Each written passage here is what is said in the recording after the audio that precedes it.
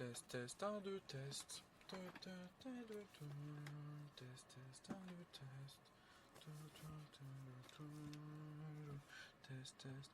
test. Test, test, 1, 2, test. Test, test, 1, 2, test. Donc, on était rendu à Gargantua, chapitre 2,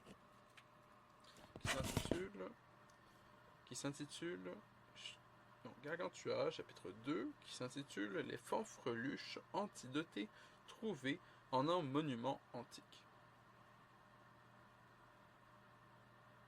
Donc, petit résumé du chapitre précédent, on raconte que l'histoire donc de Gargantua fut trouvée dans une petite boîte. Waouh! Donc le résumé du chapitre précédent, on est allé décrire où et quand on a trouvé donc la généalogie et antiquité de Gargantua. Donc d'où ça vient, on a vraiment genre introduit le sujet sans même y toucher en fait. Donc là, donc chapitre 2, fanfreluche antidotée trouvée en un monument antique. Énu, le grand dompteur des cimbres, V100 par l'air, de peur de la rousée.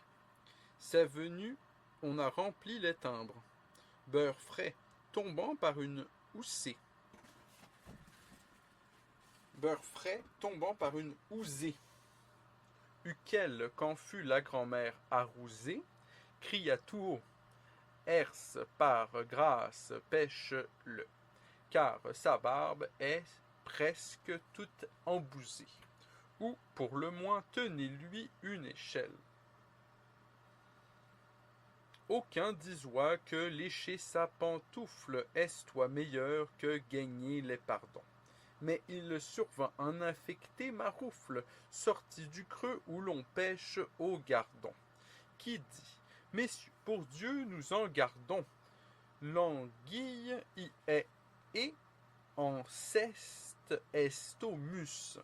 Là, trouverez si près de regardons, une grand art au fond de son amus.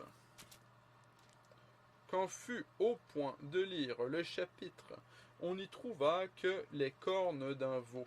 Je, disoit-il, sens le fond de ma mitre, si froid que autour me morfond le cerveau. On l'échauffa d'un parfum de navot, et fut content de soi tenir et âtre. Pourvu qu'on fisse un limonier nouveau à tant de gens qui sont acariâtres. Leur propos fut du trou de Saint-Patrice, de Gibraltar, de Gilbatard, et de 1000 autres trous. Sont les pourrois réduire à cicatrices, par tel moyen qui plus n'eussent la tous. Veut qu'il sembloit impertinent à tous, les voir ainsi à chacun vent baiselé. Si d'adventure ils estoient à point clou, on les pourroit pour oustage bailli. En cet arrest le courbeau fut pelé, par Hercule qui venoit de Libye. Quoi, disent Minos, que n'y suis-je appelé? Excepté moi, tout le monde on convie. Et puis l'on veut que passe mon envie, à les fournir d'huîtres et de grenouilles. Je donne au diable un casse de ma vie, peigne à merci leur vente de quenouilles. Pour les mater sur 20 QB qui clopent, au saut conduit des mystes sans sonnettes. Le tamiseur, cousin du grand cyclope, les massacra, chacun mouche son nez. En se guérait peu de bougrins son nez. Qu'on ait berné suce le moulin à temps. Courez-y tous et à l'arme sonnez. Plus y aurait que n'y euste en temps. Bien peu après, l'oiseau de Jupiter délibéra pariser pour le pire. Mais les voyant tant forts se despitèrent, craignit qu'on mistera Juba mat l'empire. Et mieux aima le feu du ciel empire, au tronc ravir, où l'on vend les sorettes, que aère serein contre qui l'on conspire, assujettir est dit des massorettes. Le tout conclu fut à pointe affilée, maugré, hâté, la cuisse héronière, que la sassiste, voyant pantasiler sur ses vieux emprunts pour cressonnière, chasquin crioit, vilaine charbonnière, t'appartient-il, toi trouvé par chemin? Tu la Toulouse, la romaine bannière, qu'on avoit fait au trait du parchemin. Ne fut Junot que dessous l'arc céleste, avec son duc tendoit à la piper. On lui eût fait un tour si très moleste que tout point elle euste esté fripée. L'accord fut tel que, dit-elle lipée, elle en aura 2 œufs de Proserpine. Et si jamais elle y estoit grippée, on la liroit au mont de l'Albespine.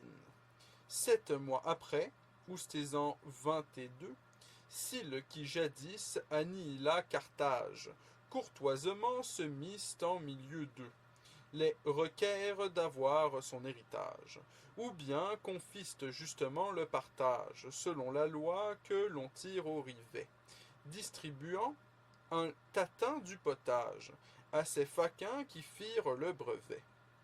Mais l'en viendra signé d'un arc turquois, 2 V fuseaux et 3 culs de marmite, onquel le dos d'un roi trop peu courtois, poivré, sera sous un habit d'ermite. Oh la pitié, pour une chatemite, laisserez-vous engouffrer tant d'arpents? Cessez, cessez, ce masque nul n'imite. Retirez-vous, ô frères des serpents. C'est en passé, Sylle, qui y régnera, paisiblement avec ses bons amis.